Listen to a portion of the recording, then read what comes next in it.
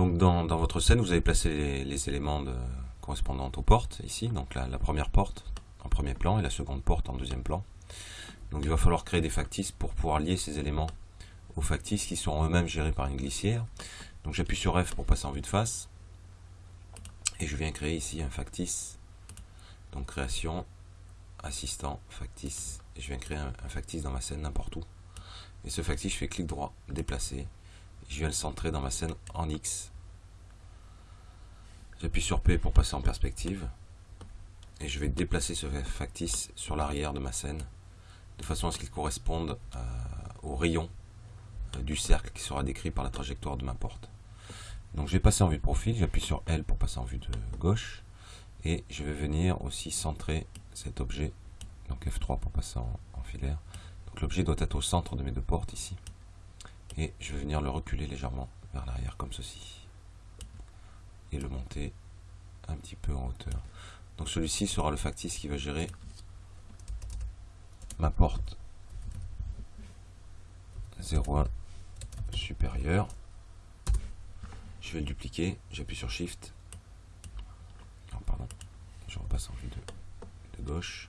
Shift, je le déplace sur un axe. Et je vais l'appeler porte 0,1 inférieure. OK.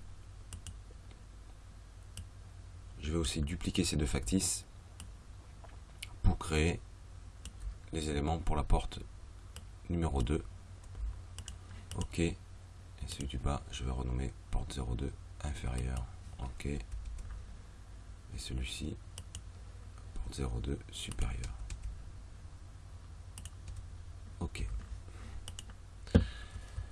Donc je dispose de plusieurs jeux de factices.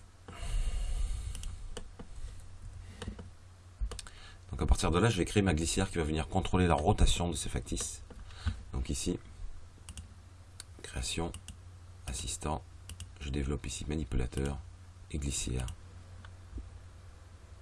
Et je vais créer ma première glissière ici et ma deuxième glissière. Et je vais en profiter pour leur donner des étiquettes. Donc je sélectionne ma première glissière. Je vais l'appeler ouverture porte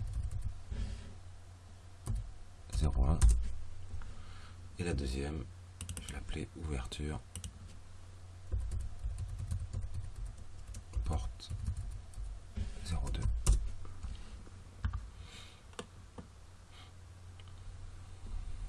D'accord.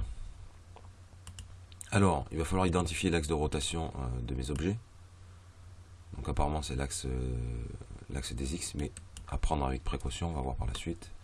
Donc je vais déjà faire les liaisons hiérarchiques entre les différents éléments. Donc je prends mon outil de sélection liaison, je prends cette porte, elle sera liée à ce factice là,